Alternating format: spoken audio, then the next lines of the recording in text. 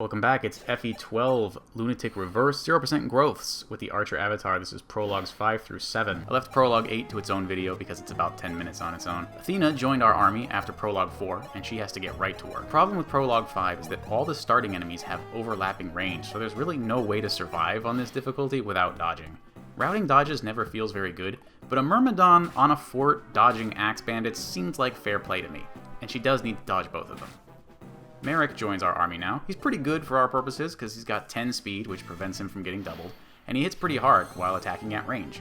As we've discussed in the previous video, attacking at range has even more value than usual here on Lunatic-Rev. We finish off these barbarians safely at range, and Ryan is the only unit who will be doubled by the hunter to the right, so he needs to be tucked away.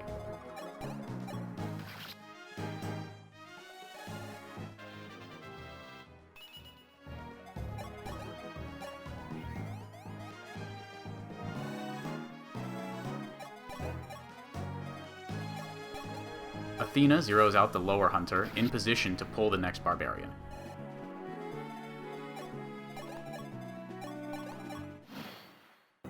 Unfortunately, she does also need to dodge this one, otherwise the hunter will move in and kill her. But she's on a forest tile, so that helps.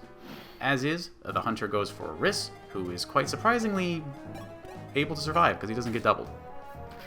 Now this is kind of an interesting turn, because we can't possibly kill all 3 nearby enemies, so we need to kill 2 without leaving anyone open to dying on enemy phase. Already it's very obvious why we wanted Athena instead of George. I have no idea what you could possibly do in the rest of the prologues without her. The avatar upgrades to C-rank bows. This gives +1 might while using bows, which is essential for some of the upcoming kill thresholds.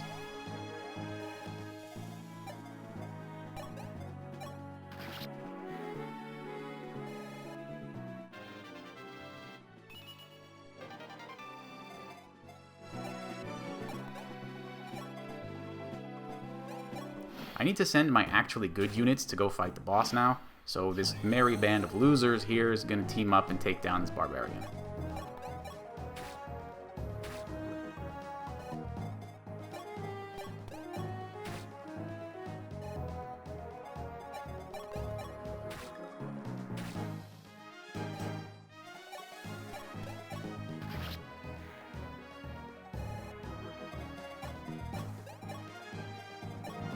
The boss is wielding a hand axe, which has 1-2 range, so Recrt can't safely attack on player phase, but we can still see how incredibly weak the hand axe is in this game, with its 4 base might, compared to the steel axe that we've been fighting thus far with 10 base might.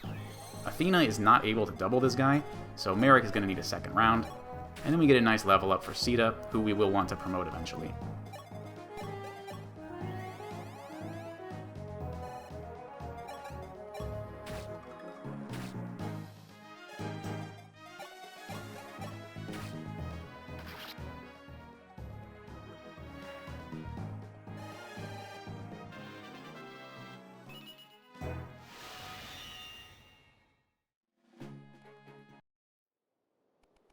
We get another yes-no question, which decides the boss/recruitment of Prologue 6, this time between an Armor Knight and a Speedy Mercenary, which has got to be the easiest choice in all of Fire Emblem. This chapter also brings the Preparations menu, which for now lets us choose our units, manage inventory, arrange our units on the map, and have support conversations.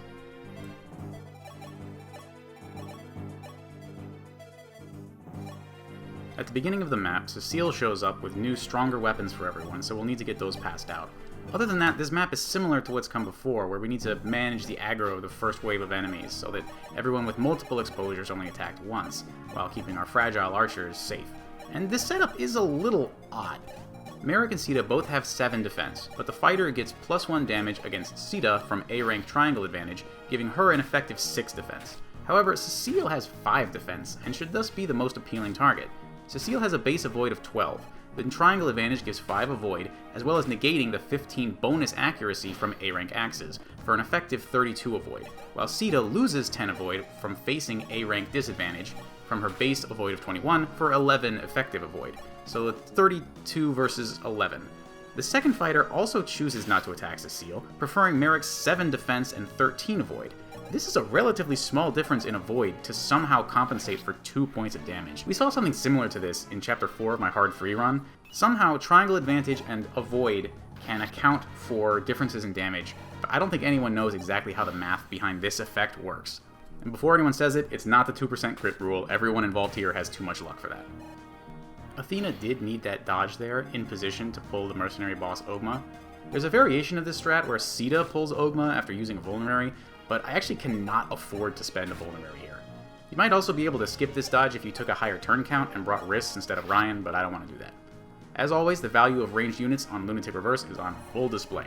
I would have liked to pull this Archer on the same turn that I pulled Ogma, but Ogma covers every tile that could pull the Archer, so you can take my word for it that there's no way to do it.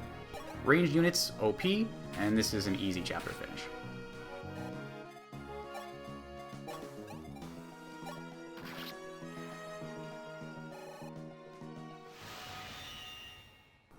There's one last yes or no question for boss/recruitment, this time between a Cavalier named Kane and another Pegasus Knight named Est. Cavaliers actually have one more move than Pegasus Knights in this game, which is appealing, and Kane is just a really solid unit in general. Now, as far as I know, my Hard 3 ZPG was the first, serious FE12 run to go for Est, and we'll be doing that again here.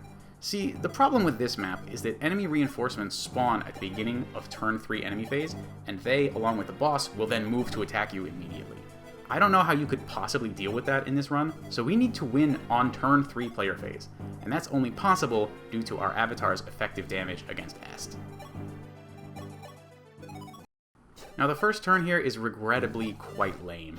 I need Est to roll 33 HP instead of 34, I need Athena to dodge, and I need a very low % crit from Sita. Them's the breaks, I'm afraid. I hope you'll believe me that I really put in the work on this one and couldn't find another way.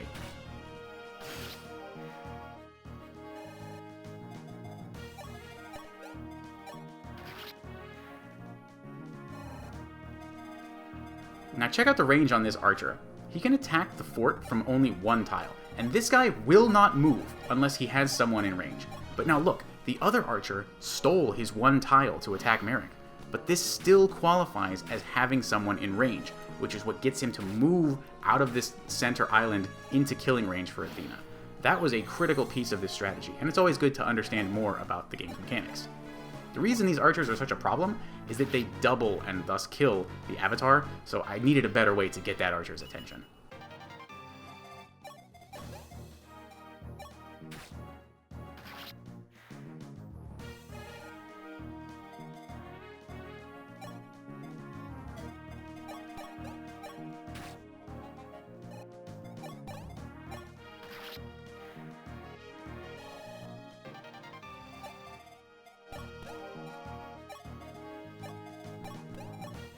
I still needed one more dodge from Ogma here, but it's pretty reliable. On the fort, the Barbarian only has 51 hit, and I had to do this rather than use a Vulnerary, because every remaining Vulnerary use is routed into Prologue 8. But if it makes you feel better, there are 0 dodges in Prologue 8. Now there is actually a slight misplay here that I regret.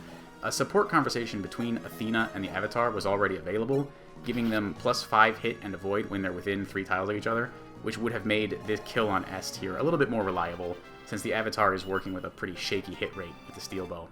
And as you can see, the exact kill here is why we needed her to roll 33 HP. And recall that the Avatar is getting +1 might from C rank in bows, so that was essential as well.